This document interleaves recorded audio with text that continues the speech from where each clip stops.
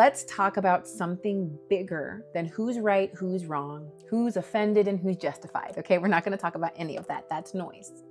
Because we over here in the safari and on this corner of the internet, we're not here for the gossip and the tea. We're here for the patterns. Are you ready, data collectors?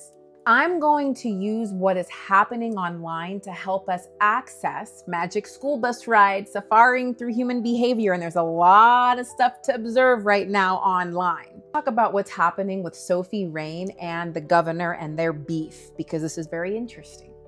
Let's buckle up for this information. Whether you support what Sophie Rane does or not is irrelevant, because this isn't what this is about. We have to go and zoom out to look at the undercurrents of what's occurring here in this dynamic. Because what's happening is when we start to use morality to avoid the power dynamic that's at play here, this very thing is what's happening in the micro level with our family systems. Now, there's a governor who is creating, I don't know the whole story, it doesn't matter, okay? From what I hear, he's creating a 50% sin tax because he knows, just like some of y'all's family know, they gonna get that Bible out, get that Lord out, get that demon talk out to coerce you and to get people to support what he's doing. 50% is insane. I don't care how you feel about Sophia. Now, zoom out. How are we feeling? Checking in. How are we feeling? Okay. She takes to social media to get the people to hear about what's happening. Interesting. Governor takes advantage of what most people are frowning upon, uses that and his power to think that he can tax her this way. Okay. While there are people, men, others, who are doing equally fraudulent things, and it's online, it's been announced, but we're going to turn a blind eye to that, right? And we're going to target her because of what she represents, right? I might get supporters to do this while everyone argues about it, okay? This is where selective accountability is showing up. This form of selective accountability also shows up in our family systems. Hear me out real quick, because the governor is doing to Sophie Rane, who is doing to us. Now, this part I'm going to talk about, because the very woman who brings a lot of families collapse because of her life choices, I'm going to say it, she's exploiting herself and exploiting y'all and the families, and she knows it.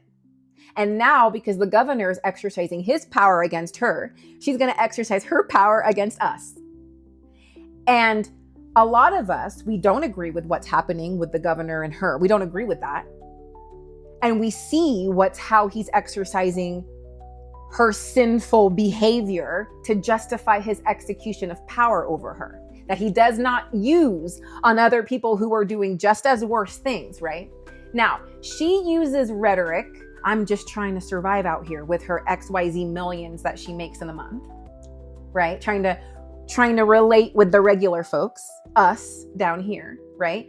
This behavior was very similar to what Chelsea in Selling Sunset did. After she found out her husband cheated on her, it got her humbled, and now she's giving the single mom's struggle. Is that not offensive to the real people who are out here single mom struggling? Do you see how we are weaponizing very aches that we are not actually experiencing? We just grab it, and when we put it there, right? We're just grabbing, and then, see, single mom struggle, can't touch me, we're just trying to survive out here, right?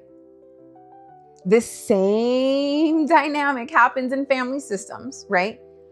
Some of you do the same thing with the ancestors' ache.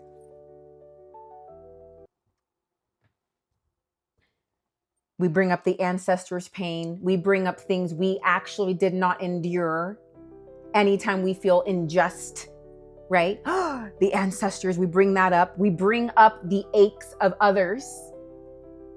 Yell out Palestine, we yell out whatever you're yelling out, okay? That's what we're bringing in, right? I saw a clip of Mark Ruffalo talking about we support Renee Good and all the things, and then I see everybody, okay, well, what about the support for this people? Oh, they were black and da-da-da. This is the noise. This is the noise. We own, this right here highlights the narcissistic society that we all live in, and it's purely based off of attachment. Okay. We are attached, fused, whatever you want to call it, right, to these identities. Mark Ruffalo, in that interview, you could see he was afraid, he was fearful. But what are you fearful of? Because from this angle, your fear is very incongruent, right? It's not saying it's invalid, right? The same way as Sophie Rane is fearful enough to come online to talk about this governor's trying to get clout because of these bops, right? As we're supposed to give her sympathy. Are we supposed to give her sympathy? As she uses we're just trying to survive narrative, not knowing what it is like out here for those of you who are struggling paycheck to paycheck or even worse, right? Pulling on your heartstrings the same way Chelsea did in that show. Single mom. Everyone uses the single mom card these days. It's a great way to Georgia the Jungle out of accountability, right? This is me naming the patterns, exercising power.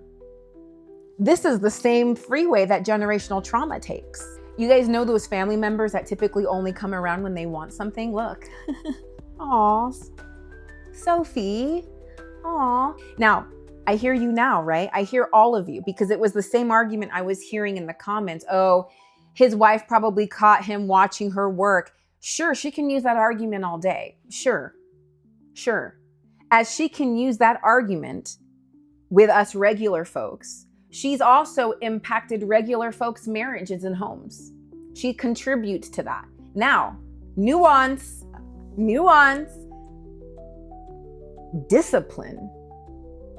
Temptation's always going to be there. Where's your discipline? Right? So all of this is infiltrating. We have a very narcissistic society because that's why there's all this selective outrage, right? I'll give you another example. What's happening online. Christy, Sarah, and Desmond. Y'all are quick. Y'all are so quick to assume he's a dog. I don't justify cheating, but do we actually know he cheated just because she said it? You know how many women come in and accuse men of doing all types of stuff? Do you know how many do that? You know how many women out here are accusing, telling the story that he doesn't show up for his kid. Meanwhile, the entire time, it's the mother keeping the father away from the child. We're only getting one part of the story. And so you guys have this hot metric that just because people are hot, they're exempt from being emotionally controlling, narcissistic, abusive, whatever it is.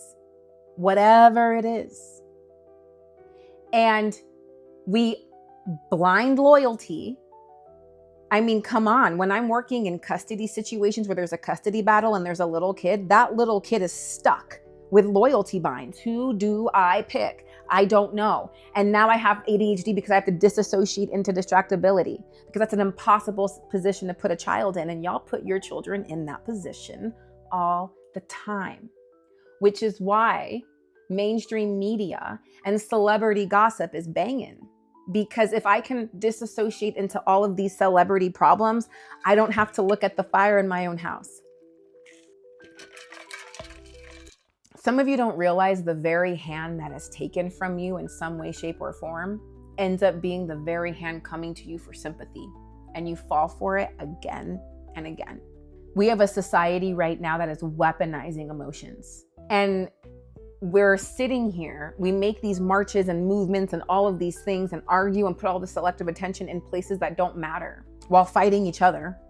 Let's not bypass the fact, for those of you who are in support of Renee Good, how much support are y'all in? Enough to get into the uncomfortable conversation of talking about mental health awareness that is selectively bypassed? Because what ignited something in both Renee and her wife psychologically enough to put them in a situation where they thought they could get away with obstructing justice? They exercised their privilege knowing darker shades of people wouldn't have gotten that far. This is tragic all around. And what we don't understand is we're creating double binds for people who are supposed to protect and serve us. How do you protect and serve someone who is not cooperating? I had a friend ask me, What are we doing with all of these narcissistic people, especially the malignant ones, the ones that are not getting help, the ones that are not getting the information that they need? If they're not coming to therapy, what are we supposed to do about this? And that was a fantastic question, because I asked you the same thing. What are you expecting these people that are in these positions of power, law enforcement, who are stuck? They have their own families at home they want to go home to too. And a lot of you don't consider that because it doesn't involve you. You don't have a partner that's in the military, that's a cop, that's a firefighter, that's a this, that's a that, that's a whatever it is that is protecting and serving all of you people out here.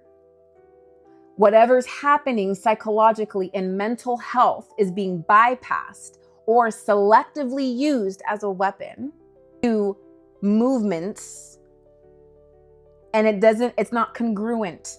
As a licensed professional, someone that is supposed to do no harm to society, as I see so many people engaging in this, bringing this into the therapeutic space, it's no longer safe. You've got clients demanding who you voted for, because they have been deluded by the algorithm, conditioned by the algorithm that they need to know personal, private business of clinicians, of XYZ people, in order to make a determining decision about whatever that is. Do you see how we are being taken away from our own ability to have full agency over informed choice? We are not informed, we're selectively informed, and we are okay with that. We are borrowing wounds when it serves our narratives, especially wounds that we've never lived ourselves, like ancestral ache, all of the things. And then now it's getting monetized. You're getting the attention online, you're using these platforms, and people are coming, right? How are we supposed to heal if that's the reinforcement? That's a negative reinforcement. It's reinforcing a behavior that is not sustainable for our humanity.